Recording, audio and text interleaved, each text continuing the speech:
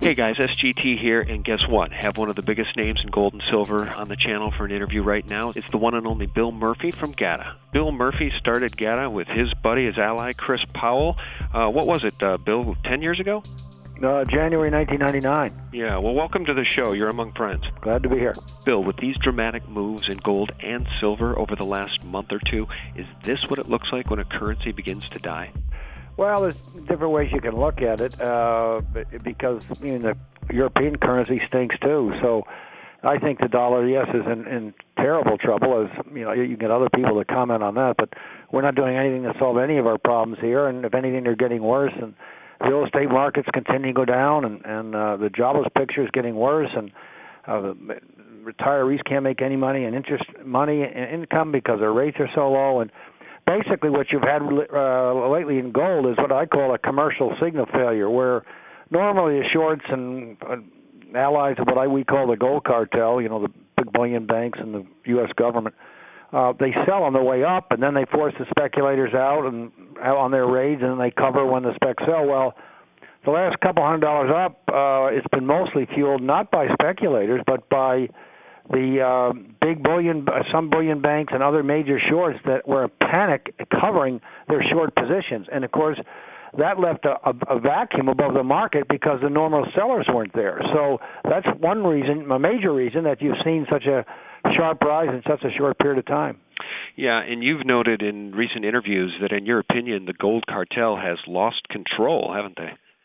Well, that's what happened because of this commercial signal failure where short just couldn't take it any longer. I think what really spooked them was the U.S. debt downgrade by S&P, and then lately it was compounded by Venezuela wants their gold back, and this has been a basic tenet of GATA's, since we started, that a lot of the gold, the central banks don't have the gold they say they have, and the World Gold Council says they have 29,000 tons. Well, we think it's much less than 15,000 tons, and the difference being gold that's been lent and sent to other countries and lent out and used as part of the gold price suppression scheme. Well, now the S is hitting the fan, and some countries like Venezuela want their gold back, and they not only did other central banks stop selling, but other central banks are buying, Greece and Russia and Thailand, and it's a very exciting time. Well, let's talk a little bit about that.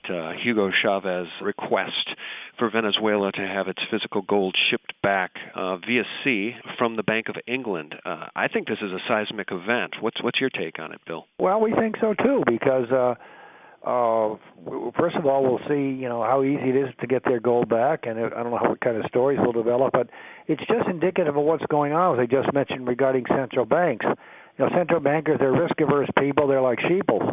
And they do things in herds. They sell at the same time, buy. And right now, as risk-averse people, they don't want to be seen as selling gold. And I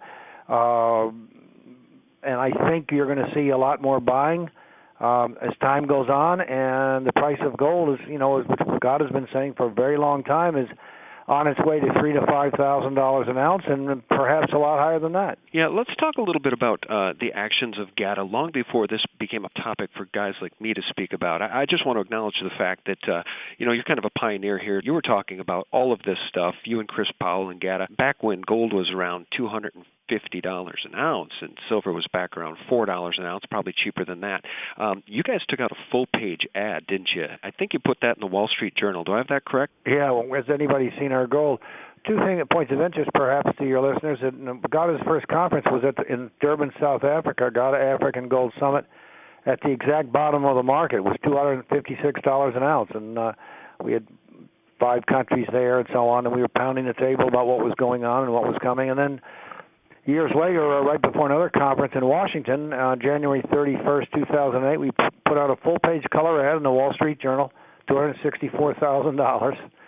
And the price of gold was less than $1,000, and we started talking about $3,000 to $5,000 gold. But most importantly, we said we used the words catastrophe and disaster in the end, what was coming as a result of the manipulation of the gold price and how it kept interest rates too low for too long and things like this.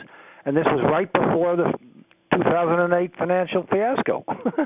and with all of that, it's not like I was talking to our neighbor.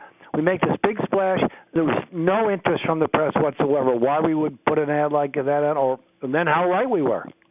Right. Well, I think as we've all come to learn, as many of us have suspected, the press, the mainstream dinosaur press, the media anyway, is in the pocket of the establishment. I mean, we need look no further than the fact that they completely ignore, or when they do talk about Ron Paul, they try to malign him.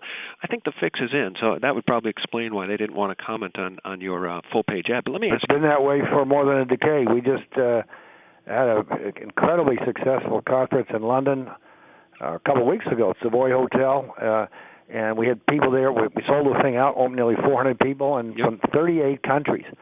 And we had a press conference right before it, and for the second time in a row at a press conference like this, not one word was mentioned about GATA. Nothing. I know. To warm the hearts of those listening, Andrew Maguire got a standing O, didn't he, the whistleblower? Yeah, it was.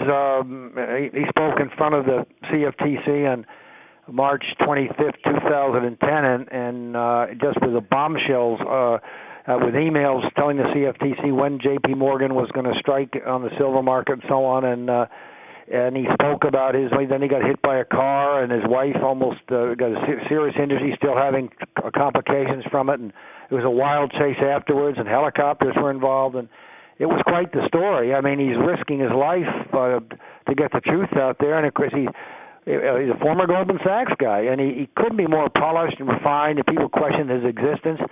And you could hear a pin drop when he was speaking. It was electric, and he was a great speaker, and yes, it was people just leaped to their feet when he was done.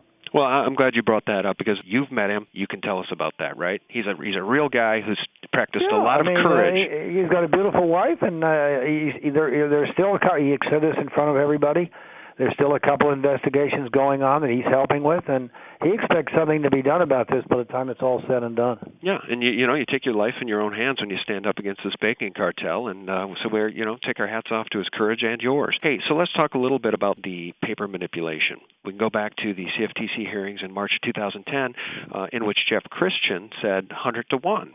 Metals trade as assets, as financial assets, and like T-bills and T-bonds, they trade in the multiples of 100 to 1, the underlying physical. Yeah, what he was saying was, that the volume and some of the trades was being multiplied over and over again like a fractional reserve system in a bank. In other words, they'll take in gold and silver, and they might sell it to 5 or 6, 7 people in what they call unallocated accounts, and there's all kinds of things going on. Sure. Basically, they're using everybody else's money. Sure, fractional reserve bullion banking. That's what Adrian Douglas has talked about. And he pins the ratio at around 45 to 1 minimum. Yeah. Yeah.